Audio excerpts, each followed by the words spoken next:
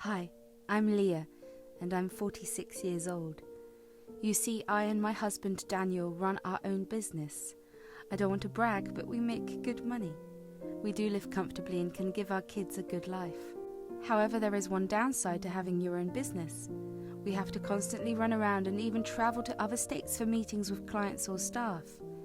It's not a regular occurrence, but pretty unavoidable when it happens. When we were young and childless, traveling for work wasn't a big deal. When we had our kids, our parental responsibilities started to take priority. We cut down on traveling when they were young, but sometimes we would have to leave our kids and attend important meetings in person. In the past, we used to leave them with my brother-in-law Harvey and sister-in-law Tanya. They were not very well off, but were extremely loving towards the kids. The kids also liked to spend time with their uncle and aunts. We even paid them for babysitting our kids. However, our arrangement didn't last long. One day when we returned from our business trip, we saw that the kids were really distressed. When I asked them what happened, they said, "Mom, Harvey and Tanya were really mean to us. Tanya refused to let us eat when we were hungry. She even took away the snacks you brought me. Sky cried a lot, but Tanya scolded her for being whiny. Mommy, I haven't eaten anything since last night. Can you please give me something? I promise I will eat everything, even broccoli that I hate." "What are you guys saying? Tanya didn't give you food? Did you tell Harvey about what she was doing?" "We did, Dad, but he just told us to deal with it. I even saw them munching on our snacks. When I asked for a bite, they shooed me away." "What is wrong with them? We gave him enough money to look after the kids. This is ridiculous. They haven't eaten well in 5 days. "Don't worry, I will get to the bottom of this, I promise. They will never be around the kids again." We were fuming with rage when we heard what our kids went through. I was ready to race to their house and strangle them. However, I knew nothing good will come out of that. I sent the kids to their rooms after making them their favourite dinner. It broke me to see them gobble up the food, so Daniel and I decided to call Harvey and Tanya. When they finally picked up, they seemed to be a little nervous. They said, "Hey guys, what's up? The kids are back home. It must be good to be with them after so long." "Cut the crap, Harvey. Why didn't you feed my kids? They were hungry and you told them to deal with it? What the hell is wrong with you?" "Hey, there is no need to shout at us. Your kids could do with skipping a meal or two. They eat plenty at their house. The oldest is gaining weight. I think it would help her to lose a few pounds." "What did you say? Are you body-shaming a child? They need to get proper 4 meals a day. Just because they eat well at the house doesn't mean they need dieting. You straight up neglected and abused my kids." "Whoa, calm down, princess. Not everyone is rich like you guys. We cannot afford to feed them fancy meals every time they want. They need to learn to hold their hunger." "Why the hell are we paying you money? What did you do with the money we gave you for feeding them, Harvey? Answer me." "You know, times are tough for us. We are trying for IVF treatment and could use the money. The kids need to learn to sacrifice for others. I will teach them to be humble." At this point, I was absolutely livid. They starved my kids so that they could start their own family? How do you neglect kids and then expect to be a good mother in the future? I called them every name in the book. I spared no one. Even my husband was having a hard time calming me down. Harvey and Tanya just kept defending themselves, calling me a drama queen. Daniel simply told them not to contact us anymore and said they will never see the kids again. He hung up the phone and we took some time to calm down. We were actually discussing funding their IVF treatment when we were on our business trip. After what they did to our kids, this was no longer happening. We were done with them for good. They will also never see the kids again, and that was set in stone. I and Daniel even called up my mother-in-law, Jenna, to tell her everything. Surprisingly, she tried to reason with us. She said, Now, I know what they did was wrong, but they had the best interest in their mind. They shouldn't have underfed the kids, but you have to understand why. Harvey and Tanya have been dying to have a kid. They do need the money." "I don't care why they did it, Mum. We will no longer keep in contact with them. The kids will never be around them again. I and Leah have decided not to fund their IVF. They don't deserve our money." "No, Daniel, please don't do that. Without your money, they won't be able to afford the treatment. They didn't know you would be helping them out. If they knew, they would not have done this. Forgive them this time." "There is no way, Jenna. We have made the decision and nothing will change it." Jenna tried to argue about the money for a while. However, she did accept that what they had done was messed up. She also agreed to honour our request and not to bring our kids around them. I could tell she was upset but didn't want to make us angrier. We did inform Harvey and Tanya about the situation and they threw a fit. Then we promptly proceeded to block their numbers for good. The next few years were pretty normal. We didn't see them anymore and usually stayed away from them during family functions. Our extended family knew what happened and supported our decisions. Everyone was disgusted with how low they had stooped. Tanya did complain about the treatment, but Harvey told her not to escalate things. Since we were in no contact with them, Jenna took up most of the babysitting duties. She was growing old and had trouble working long hours, so we decided to give her an allowance along with babysitting money when the kids were with her. My children are pretty well behaved and gave Jenna no trouble. She often complimented them and told us that she was lucky to be their grandma. Jenna spoilt the kids when they visited her house. After losing their uncle and aunt, it was good to see them bond with their grandma. Since Daniel's father passed away, the kids gave Jenna some company when she was lonely. Slowly, Jenna became the best grandma ever. I lost both of my parents at a very young age, so the kids only knew Jenna as their grandma.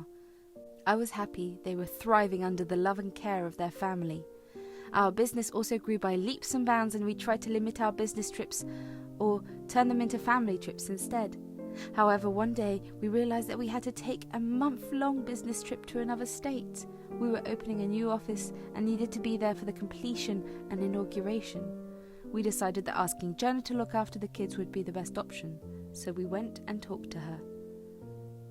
Jenna, we will be going to Seattle for a month. You know we have been preparing to open a new office? Unfortunately, it can't be done without our presence. The kids can't come along because the school won't grant them leave. We were wondering if you would look after them for 1 month. We'll give you the money, of course. You don't have to dip into your savings. The kids will behave and won't bother you. Of course I will look after them. They are just pure sweethearts. I never have trouble with them anyway. You know how lonely I am in this house. It will do me good to have them stay here. Thank you so much, Jenna. Are you sure you won't have any problem? We don't want to burden you with the kids. If you can't look after them, we will make a different arrangement. No, it's absolutely fine. I would love to spend time with Mum's grandbabies. With that, everything was settled. We told the kids that they will stay with Jenna. Suffice it to say, they were pretty excited. They loved their grandma immensely. I feel sad when I remember how happy they were when we dropped them off. We set out for our trip with an easy mind.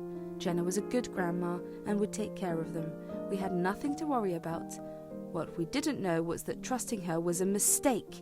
We kept in touch with the kids through calls. They refused to be on video call because the network connection was bad. We insisted on at least trying, but they said they didn't want to. I and Daniel found it strange but didn't know what to think. They told us that they were happy at their grandma's. We were relieved to hear that. However, we would soon know that our hunch was right. Something was wrong with them. When we got back after a month, we went home, took the car, and drove straight to pick up the kids. Jenna had them ready so that we could pick them up quickly. The moment they stepped out of the house, we were shocked. I said, "Kids, why do you look so miserable? You look like you have lost weight. What is wrong, baby?" "Mom, I want to go home. Please, let's go home." "We are here, kids. Don't worry. We'll be home very soon. Where is your grandma?" "She told us to wait outside for you. Dad, we really want to go home. Please don't ask me anything else. We can't stay here anymore." I held my kids as Daniel drove off. They felt really thin when I hugged them. They clung to me and hid their faces in my arms. We sat in the back because they were refusing to let me go. My mind immediately went to the time Harvey and Tanya were starving them. I didn't say anything because I didn't want to upset the kids anymore. Daniel was also nervous and kept looking at the kids from the driver's seat. We sped home and took the kids inside. The first thing they did was run straight to the kitchen. When they opened the fridge, they found nothing. We had cleared the fridge because we weren't going to be home for a month. The moment they saw the fridge, Sky just started crying while Bella stared blankly at it. At that point, I knew what had happened. I just couldn't keep the tears anymore. I helped them and cried as Daniel practically ran to the nearest food store. I tried to calm down the kids and gave them some cookies that were in the cupboards. They were just finishing the cookies when my husband arrived. We sat them down and told them to eat what they wanted. I had to literally stop Sky from eating too fast. Daniel just stared at the kids with the saddest expression on his face. He was starting to tear up and I could see that well enough. I said, Daniel, you need to keep it together for the kids. They are the ones who are hurting the most. Once we know, we will do what is necessary. I'm trying, Leah. I just can't believe my family could do this to the kids. I shouldn't have trusted them. Let's not jump to conclusions, Daniel. We left the kids there because Jenna was a loving grandma. Even the kids insisted on being with her. Let's wait for them to tell us what happened. Bella and Sky cleaned the plate in no time. We told them to rest and then we would talk. Sky and Bella said they won't go to bed without us. Sky was exceptionally stressed and I had to lovingly put her to sleep. Once we went into Bella's room, she told us that she wanted to talk. She didn't want her sister to recount their nightmare again. I said, Go ahead, Bella. If you want to tell us now, we won't stop you. Bella, please tell us what happened. You don't have to worry. We will make it right. Just tell us. Mom, Dad, Grandma starved us as Harvey and Tanya did. She never fed us for more than 2 meals a day. Even then she gave us half portions and wouldn't let us take more. The entire month we were only eating canned beans and 2 pieces of toast. She also refused us to give us lunch for school. What? Jenna did this to you? Oh my God, how did you manage to eat at school? My friends shared some food. On the first day I brought some snacks from my allowance, but Grandma took them away. She also took the remaining money and told me that children should not have money. Sky was having a rough time dealing with hunger. I used to leave some of my food for her, but it wasn't enough. We begged Grandma for food. She didn't listen to us. Bella, why didn't you call us? We could have come back immediately. You are more important to us than anything else. We thought you were happy at Grandma's. Grandma was always with us when we talked to you. She kept pressuring us not to tell you guys. Sky was really scared about what would happen if we told you. I didn't dare to go against Grandma. Oh, my poor child. You are a brave girl, Bella. You even gave up your food for Sky. I'm so proud of you. Don't worry, Bella. You don't have to see Grandma again. I won't let her get away this time. I can't believe she did exactly what Harvey did to you guys. Looks like she didn't learn at all. Harvey and Tanya did come over to Grandma's before you came back. I heard their conversation through the door. Grandma gave them money for some treatment. I'm not sure what it is. I was too scared to listen for long. What? So Jenna was taking our money and starving our kids for them? This is unbelievable. We let them go east last time. We won't do it now. Don't worry, Bella. We will deal with this. From now on, you will always travel with us. We won't leave you behind no matter what. What is the point of working hard if my kids can't be safe? Yes, Bella, you can go to sleep now.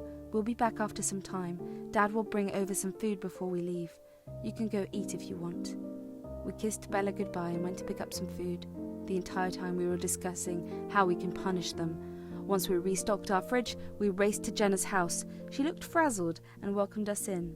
The moment we walked in, we saw Harvey and Tanya sitting on the couch.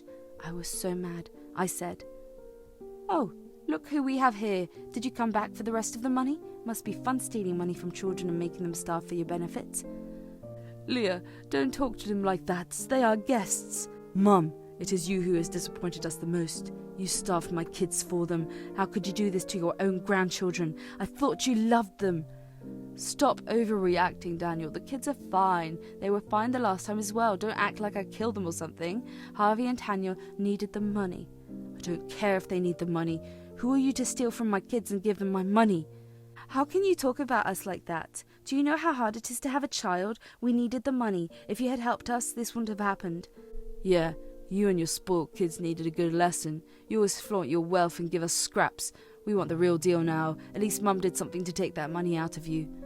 How dare you justify your actions? If this is how you treat children, you don't deserve to be parents. We were willing to help you until you abused my kids. Oh my God, stop screaming at us. The kids are fine. They didn't complain when they were here. Now they are playing the victim for no reason. They didn't complain because you threatened them. How could you do this to your own blood? Don't you feel ashamed? I did what I had to do to get grandkids. Harvey and Tanya deserve to have kids. Since you were so cruel, I took matters into my own hands. I need to have a grandson, Daniel. Your kids are girls. They will never carry the family name. Oh, so this is what you feel about the kids. Why won't she?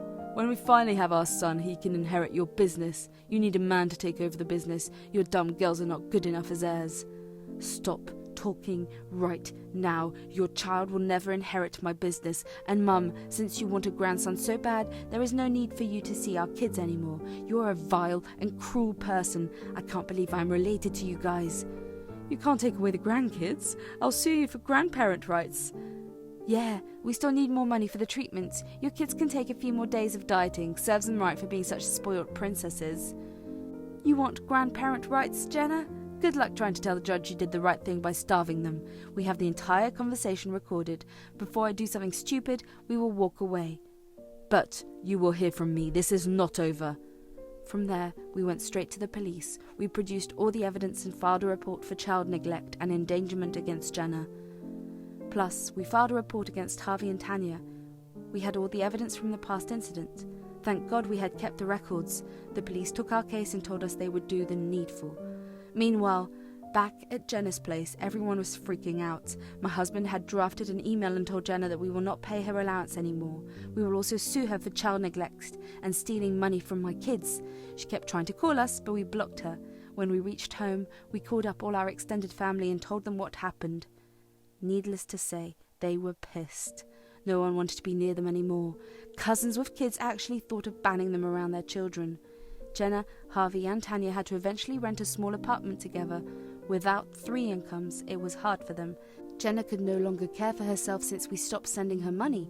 Harvey and Tanya lost their jobs when the police showed up at their work. They now work at a local diner as waiters. Jenna came by our house and begged to talk to us. The money they saved from us had run out of food and rent. Their lawyer was also draining their money to fight their case. We just told her that they all deserve it.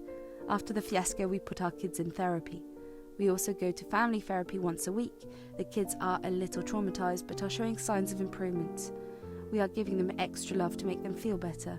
Daniel and I have decided not to leave them again when we travel. The kids are also happy with our decision. The case against the in-laws is still going on, but we are hopeful about the outcome. In the end, I was glad we took our kids away from toxic people, and my in-laws are going to pay for what they have done.